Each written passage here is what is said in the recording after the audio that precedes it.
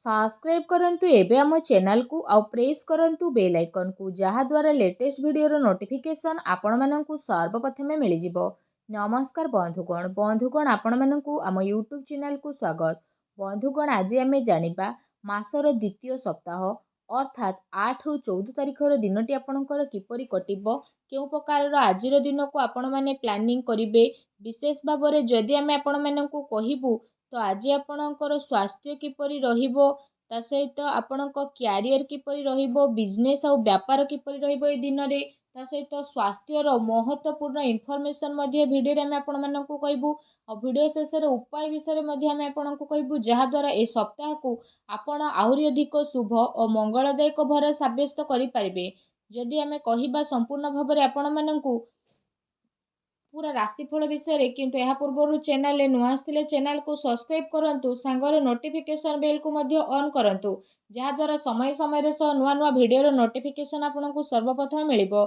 आसंतु जानिबा किपरि रहिबो 8 रु 14 तारिख पर्यंत दिन आपणकर। जदि सबुठारु प्रथमे कहबा कि कोन ए दिन रे आपनको पई विशेष भाबरे पॉजिटिव रहिबा पई जाउची जदि आमे आपण माननकु कहबु ए समय अवधि रे आपणकर विशेष भाबरे वित्तीय स्थिति रे काफी सुधार आसी जिवो। किछि नुआ आरंभ करिबा पई ए दिन आपणक पई बहुत ही भलो रहिबो आ अनुकूल रहिबो।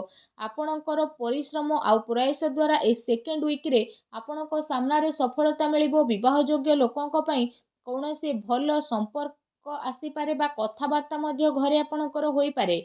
एहा सहित समाज एवं संपर्कियंक सहित आपणकर प्रभावशाली व्यक्तित्व आउ सरल स्वभाव कारणरू आपणकर मान प्रतिष्ठा बनिक रहिबो। समय आपणकर किछि मिलाजुला प्रभाव मध्ये आपणक पई नेकी आसुछे किंतु जदि कहिबा ताको बहुत भलो बनेइबा आपणकर काम अटे। किछि टाइम रे अति संपर्कियंक सहित जहाँ भी मनांतर मतांतर आपणक घरे चालुथुला तो ए सप्ताह रे से सबुर स्थिति टिके परिवर्तन हेबो आउ संपर्क रे पुणी थरे मधुरता आसीबो। प्रतिष्ठा लोकंक सह मेलमेलाप बढ़िबो जहाँ आपणकर भविष्यत पई बहुत ही लाभदायक सिद्ध हेबो।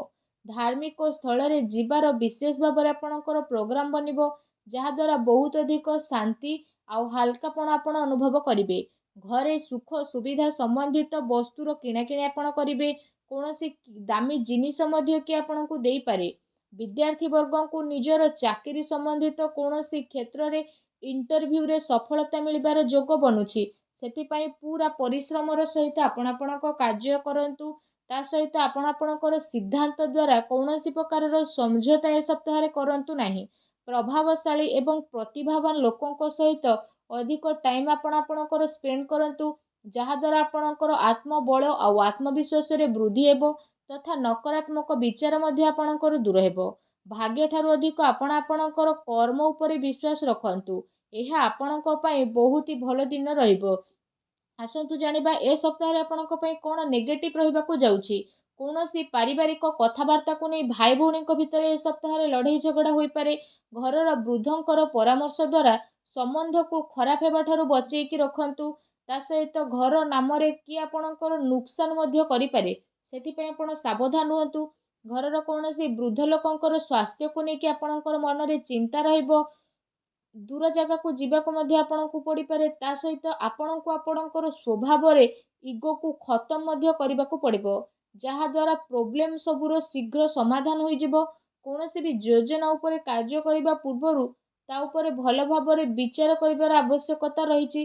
कोनोसी दुखद समाचार मिलिबा कारणरू मन रे आपणकर उदासी आ नकारात्मक विचार मध्य आसीबो किंतु जदि कहबा आपण शीघ्र ही से सबुरु बाहर को बाहरिबे। विद्यार्थी वर्ग पाठ पढ़ार अपेक्षा फालतू भूल बुझामणा रे अधिक ध्यान देबे आ निजर महत्वपूर्ण कार्य को बहुत ही अधिक संभाळिकी मध्य रखिबे। काहेकि ना जदि आमे कहिबा जदि किछि भूल करिबे आगो को आपणक पई भूल होई जिवो। घरे छोट छोट कथा रे अकारण रे चिंता आपणकर उत्पन्न हेबो तेणु अधिक क्रोध ठारू आपण दूरेई कि रुहंतु। सामाजिक गतिविधि रे अधिक ध्यान न देबा ठारू कोनोसी अति संपर्कित लोक आपणक उपरे नाराज होई पारंती। बस ए कथार आपण ध्यान न देकी निजर कर्म उपरे लागिकी रुहंतु। घरर वरिष्ठ लोकंकर मान सम्मान आपण अवश्य करंतु। ता सहित जदि सप्ताहर लव लाइफ विषय कहिबा तो जीवन साथींकर भावनार आपण सम्मान करंतु। एहा द्वारा आपणकर संबंध आहुरी अधिक मजबूत हेबो ପ୍ରେମ ସମ୍ବନ୍ଧ ଆପଣଙ୍କର ମର୍ଯ୍ୟାଦାପୂର୍ଣ୍ଣ ରହିବ। କୌଣସି ବିପରୀତ ଲିଙ୍ଗୀ ବ୍ୟକ୍ତିଙ୍କ ସହ ମିଶିବା ଦ୍ୱାରା ଆପଣଙ୍କୁ ଆଶ୍ଚର୍ଯ୍ୟଜନକ ପ୍ରସନ୍ନତା ମଧ୍ୟ ଅନୁଭବ ହେବ। ଘର ପରିବାରର ବାତାବରଣ ଆପଣଙ୍କର ବହୁତ ହି ସୁଖଦପୂର୍ଣ୍ଣ ରହିବ। ପତି ପତ୍ନୀଙ୍କ ଆପୋଷିକ ସହଯୋଗ ଘରେ ଆପଣଙ୍କର ସୁଖ ଶାନ୍ତି ରଖିବ। ପ୍ରେମ ସମ୍ବନ୍ଧରେ ଆଗକୁ ଆସୁଥିବା ଟାଇମ୍ରେ ଆପଣଙ୍କର ବିବାହରେ ପ୍ରଣୀତ ହେବାର ପୂର୍ଣ୍ଣ ରୂପରେ ଯୋଗ ବନୁଛି। ଜୀବନ ସାଥୀଙ୍କର ବିଶେଷ ଭାବରେ ଆପଣଙ୍କୁ ଆପଣଙ୍କ କାର୍ଯ୍ୟରେ ପୂର୍ଣ୍ଣ ରୂପରେ ସହଯୋଗ ପ୍ରାପ୍ତ ହେବ ତଥା ଘରେ ମଧ୍ୟ ଆପଣଙ୍କର ସକାରାତ୍ମକ ବାତାବରଣ ବନିକି ରହିବ। ଏହା ସହିତ ଯଦି କହିବା ନିଜର ବ୍ୟସ୍ତତା ଭିତରେ କିଛି ଟାଇମ୍ ଆପଣ ଆପଣଙ୍କ ପରିବାରର ପିଲାଙ୍କ ସହ ବାହାର କରିବାର ଅତି ଆବଶ୍ୟକତା ରହିଛି। ଏହାଦ୍ୱାରା ପରିବାରରେ ଆପଣଙ୍କର ରେସ୍ପେକ୍ଟ ଆହୁରି ଅଧିକ ବଢ଼ିଯିବ। ଆସନ୍ତୁ ଜାଣିବା ଏ ଦିନରେ ଆପଣଙ୍କର ବ୍ୟବସାୟ ଓ କ୍ୟାରିୟର କିପରି ରହିବ। ବ୍ୟବସାୟରେ ଏବେ ବର୍ତ୍ତମାନ ପରିସ୍ଥିତିର ପ୍ରଭାବ ଯେହେତୁ ବନୁଛି ତ ଧନ ସମ୍ପତ୍ତି ତ ଲେଣ ଦେଣରେ ବହୁତ ଅଧିକ ଆପଣ ସାବଧାନତା ରଖନ୍ତୁ, କାରଣ ଧୋକା ହେବାର ସମ୍ଭାବନା ମଧ୍ୟ ବନୁଛି। ଚାକିରି ପେଶା ବ୍ୟକ୍ତିଙ୍କର ଅଫିସର ମାହୋଲ ବହୁତ ହିଁ ଶାନ୍ତିପୂର୍ଣ୍ଣ ରହିବ। ବିଶେଷ ଭାବରେ କାର୍ଯ୍ୟକ୍ଷେତ୍ରରେ ଯଦି କୌଣସି ପ୍ରକାରର ନିବେଶ କରିବା ପାଇଁ ଆପଣ ଚାହୁଁଛନ୍ତି ତ ସେସବୁ କାର୍ଯ୍ୟକୁ ଆପଣ ବହୁତ ହି ଗମ୍ଭୀରତାର ସହିତ ଜାଣିବେ। ଏହାଦ୍ୱାରା ଆପଣଙ୍କୁ ବହୁତ ଭଲ ରେଜଲ୍ଟ ମଧ୍ୟ ପ୍ରାପ୍ତ ହେବ ଆଉ ଏହା ଆପଣଙ୍କ ପାଇଁ ବହୁତ ହି ଭଲ ରହିବ। ଚାକିରିରେ ନୂଆ ସମ୍ଭାବନା ମିଳିବାର ବହୁତ ଅଧିକ ଆଶା ରହିଛି। ଏହା ସହିତ କାର୍ଯ୍ୟକ୍ଷେତ୍ରରେ ଅନ୍ୟର ହସ୍ତକ୍ଷେପ ଦ୍ୱାରା କର୍ମଚାରୀଙ୍କ ଭିତରେ ମତାନ୍ତର ମନାନ୍ତର ହୋଇପାରେ। ସେଥିପାଇଁ ନିଜର ନିର୍ଣ୍ଣୟକୁ ପ୍ରାଥମିକତା ଦିଅନ୍ତୁ ତଥା ବ୍ୟବସାୟିକ ଗତିବିଧିରେ ନିଜର କଡ଼ା ନଜର ରଖନ୍ତୁ। ଏହା ସହ ଚାକିରି ପେଶା ବ୍ୟକ୍ତି ମଧ୍ୟ ଅଫିସରେ ପଲିଟିକ୍ସର ଶିକାର ମଧ୍ୟ ହୋଇପାରନ୍ତି, ତେଣୁ ଟିକେ ସାବଧାନ ରୁହନ୍ତୁ।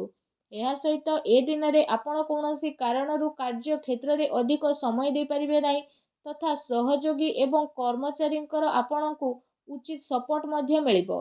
ଚାକିରି ପେଶା ବ୍ୟକ୍ତିବିଶେଷଙ୍କୁ ନିଜର ଉଚ୍ଚ ଅଧିକାରୀଙ୍କର ପୂର୍ଣ୍ଣ ରୂପରେ ସହଯୋଗ ମିଳିବ। ବ୍ୟବସାୟିକ କ୍ଷେତ୍ରରେ ଯଦି କହିବା ଆପଣଙ୍କର କାର୍ଯ୍ୟକ୍ଷମତାର ସଫଳତା ମିଳିବା କାରଣରୁ ବହୁତ ଅଧିକ ସଫଳତା ଆପଣ ପାଇ ମଧ୍ୟ ଯିବେ।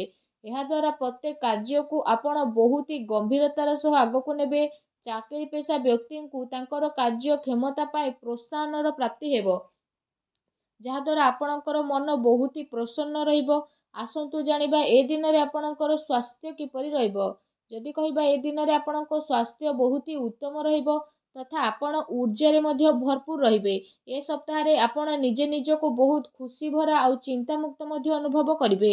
ତା ସହିତ ଏ ସପ୍ତାହ ଆପଣଙ୍କ ସ୍ୱାସ୍ଥ୍ୟ ଦୃଷ୍ଟିରୁ ବହୁତ ହି ଭଲ ଟାଇମ୍ ରହିବାକୁ ଯାଉଛି। ଏହା ସହିତ ନିଜର ସ୍ୱାସ୍ଥ୍ୟକୁ ଆହୁରି ଅଧିକ ଭଲ କରିବା ପାଇଁ ଆପଣ ପ୍ରତ୍ୟେକ ଦିନ ଯୋଗ କରନ୍ତୁ, ବ୍ୟାୟାମ କରନ୍ତୁ, ସୁସ୍ଥ ରୁହନ୍ତୁ। ଆସନ୍ତୁ ଜାଣିବା ଏ ସପ୍ତାହରେ ଆପଣଙ୍କ ପାଇଁ କ'ଣ ବିଶେଷ ଉପାୟ ରହିଛି। ଯଦି କହିବା ସପ୍ତାହରେ ଆପଣ ପ୍ରତ୍ୟେକ ଦିନ ତୁଳସୀ ଚଉରା ପାଖରେ ସନ୍ଧ୍ୟା ସମୟରେ ଘିଅର ଦୀପ ଲଗାନ୍ତୁ। ତା ସହିତ ପକ୍ଷୀମାନଙ୍କୁ ଘରର ଛାତ ଉପରେ ଦାନା ଖାଇବାକୁ ଦିଅନ୍ତୁ, ଗାଈକୁ ସବୁଜ ଘାସ ଖାଇବାକୁ ଦିଅନ୍ତୁ। ଏହାଦ୍ୱାରା ଘରର ସମସ୍ତ ନକାରାତ୍ମକ ଶକ୍ତିର ବିନାଶ ହୋଇଯିବ ଆଉ ଆପଣଙ୍କୁ ଶୁଭ ଫଳ ପ୍ରାପ୍ତି ହେବ। ଭିଡ଼ିଓଟି କେମିତି ଲାଗିଲା କମେଣ୍ଟ କରିକି ଜଣାନ୍ତୁ। ଆଉ ଯଦି ଚ୍ୟାନେଲରେ ନୂଆ କରି ଆସିଛନ୍ତି ଚ୍ୟାନେଲକୁ ସବସ୍କ୍ରାଇବ୍ ମଧ୍ୟ କରନ୍ତୁ। ଧନ୍ୟବାଦ।